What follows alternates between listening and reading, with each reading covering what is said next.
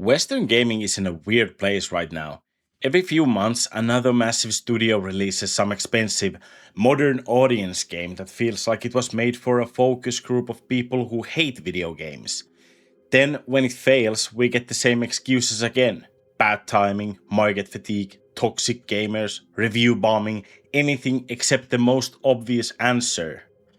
Maybe people are just tired of games that feel like they were designed by woke checklist. And the funniest part is, while the West keeps acting like this is some impossible mystery, studios in Japan, Korea, and China are doing the one thing Western publishers seem terrified of now. They're making games for people who actually like games, which apparently became a controversial business strategy in West.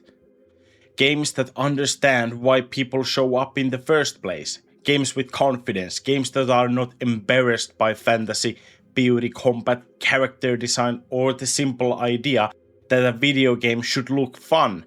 That's why woke games keep failing.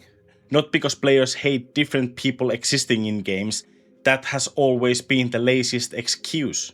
They fail because somewhere along the way these studios replaced the soul of gaming with approval. And once your game feels like it was made to impress woke Twitter before it was made to entertain players, you know the actual people buying your product, you've already lost. And this is the part that the industry refuses to understand. Because this is not just about one bad game, one ugly character, or one annoying line of dialogue. That would be easy to ignore. Bad games have always existed. Cringe writing has always existed. Developers have always made decisions that made players look at the screen and wonder if someone left them unsupervised. But what we are seeing now feels different. It feels like the entire part of Western industry has become embarrassed by the things that made games exciting in the first place. A lot of these games don't feel like they're trying to pull you into fantasy anymore. They feel like they're trying to manage risk. Anything that looks too appealing gets treated like a potential PR problem before it ever gets treated like creative choice. And when you build games from that mindset, you can feel it. The characters sound careful, the world feels safer than they should. The dialogue has this weird sanitized tone where everyone talks like they know a clip of them could end up on Twitter. Even the design starts to feel like they were made by people apologizing for the idea of desire itself. And somehow after all of that, these studios still act shocked when players look at the final product and say, yeah, I'm good. And that is the part I can't get over. How is this still a surprise? How can you spend years making a game for everyone except the people who actually buy games, and then act confused when the people who actually buy games don't show up? Because that is what this whole thing feels like now. It feels like a lot of Western studios have convinced themselves that players are wrong about what they want. Which sounds insane to even say out loud, but look at how these conversations usually go. Players ask for games that actually respect why people love this medium. They want worlds worth exploring, characters worth remembering, and gameplay that actually feels fun. And somehow the response from parts of the industry is basically, no, you don't. You don't want that. You want this safe, sanitized, morally improved version of gaming instead. And then something like Elden Ring comes out and completely exposes how wrong that mindset is. Because Elden Ring is not here as some anti-woke political statement. It is here because it shows how wrong the industry can be about what players actually want. When Elden Ring blew up, a lot of normal players looked at it and immediately understood why it worked. It had that feeling of walking into a world that does not care if you are comfortable, and somehow that made it even more exciting. But then you had some people in and around the industry looking at the same game and focusing on the weirdest possible things. The UI, the quest design, the lack of hand-holding, the fact that the game trusted players to be curious without constantly dragging them around by the leash. And that reaction says so much, because Elden Ring did exactly what modern Western design keeps acting afraid to do. It trusted the player, it respected the fantasy, it let the world be strange and completely unapologetic. It was not trying to impress woke Twitter. It was not trying to explain why every design choice was morally acceptable. It was not stopping every 5 minutes to make sure the player had the correct emotional response. It was just a video game with a soul, and players showed up.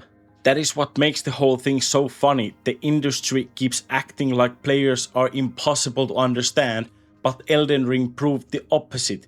Give people something with confidence, vision, and actual respect for the player, and they will put up with a lot. They will get lost. They will die to the same boss for hours. They will wander into the wrong area, get destroyed by something with 12 arms and a personal problem against you, and somehow still call it peak gaming. What they will not forgive is a game that feels like it was made by people who are embarrassed by video games. And that brings us to the real disease behind all of this. Approval first design. So when I say woke games keep failing because one simple reason, this is what I mean. They are built for approval before they are built for players. That is the disease. Because once a studio starts treating a video game like a political delivery system, the game is already compromised. A normal game starts with a fantasy. Something you can feel immediately when you see it. That little moment when a trailer hits, the music kicks in, the world opens up, and your brain just goes, yeah, I need to play that. It does not need to explain itself for 10 minutes. It does not need to justify why it exists. It just understands what it's selling to the player.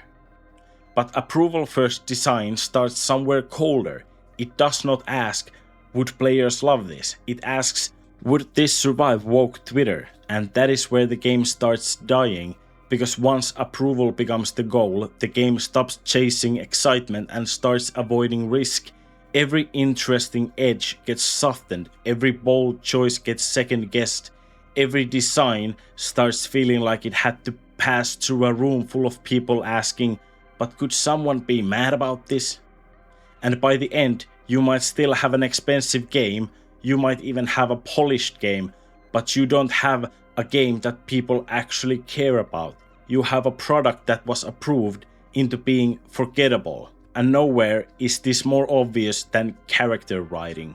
Because modern woke games have this strange talent for creating characters that feel over-designed and underwritten at the same time. You can feel when a character was created because someone had a real idea for them. And you can also feel when the character was created because someone needed the game to look correct. That is the difference. A real character pulls you into the world. A checklist character pulls you out of it. And honestly, seeing characters spew modern woke bullshit in a fantasy world is exactly the kind of thing that pulls me out immediately. Please, I'm begging you, if I am in some magical kingdom full of monsters, ancient ruins, demons, dragons, whatever the hell is going on, the last thing I want is dialogue that sounds like it escaped from a Twitter thread written by someone who has never had fun on purpose. That gets exhausting really fast. Because at that point I am not thinking about the world anymore. I am not thinking about the story. I am not immersed in the fantasy. I am just sitting there thinking, oh, okay, the writers are talking to me now. And once that happens, the fun is over. And this is where woke writing completely loses me. Because before anything else, games are supposed to be fun. That sounds so basic that it almost feels stupid to say, but apparently someone in these studios need to hear it. If I pay $70 for a video game, I am not paying to sit through some writer's political therapy session with combat mechanics attached. I'm here to have fun. I am here to get pulled into a world that makes me forget I am watching a script. And the second a character opens their mouth and starts sounding like the writer is using them to rant at me, the whole thing dies. Now I am not immersed anymore. I'm just sitting there wondering why my fantasy game suddenly turned into a lecture from someone who clearly thinks entertainment is only valuable if it corrects the audience. And maybe that sounds harsh, but this is a video game. If the player stops having fun, you have already failed. That is the part modern studios keep pretending not to understand. Fun is not some outdated bonus feature. It is the entire reason people showed up, and this is where the industry makes everything worse. Because when players reject these games, the response rarely feels honest. Instead of looking at the product and asking why people did not want it, the conversation somehow turns into another lecture about the audience, and that attitude tells you everything. Because if your first instinct is to insult the people who did not buy your game, maybe the game was never made with much respect for them in the first place. Players are not obligated to spend $70 just because a studio believes its game has the correct opinions.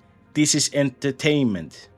People look at the trailer, they hear the dialogue, they get the tone immediately, and if the whole thing feels annoying, sterile, preachy, or made for someone else, they move on.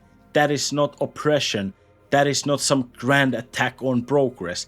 That is customer looking at the product and saying, no thanks. You can call gamers toxic all you want, but eventually you still need them to buy the game. And if they do not want it, maybe the audience did not fail your game.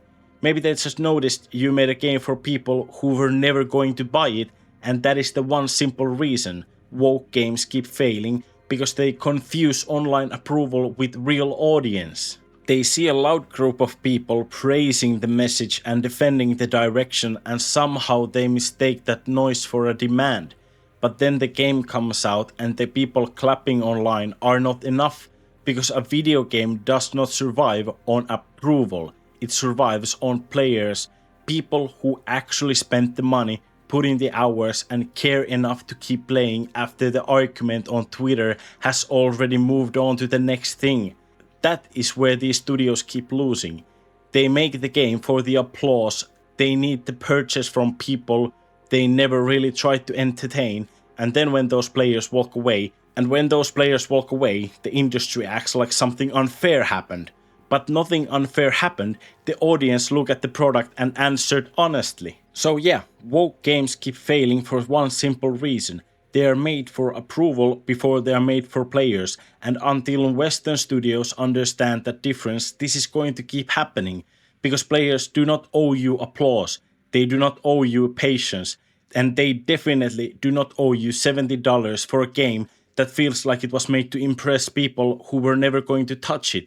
So let me know what you think. Are woke games failing because gamers are actually toxic, or because studios keep making games for people who clap online but never buy them?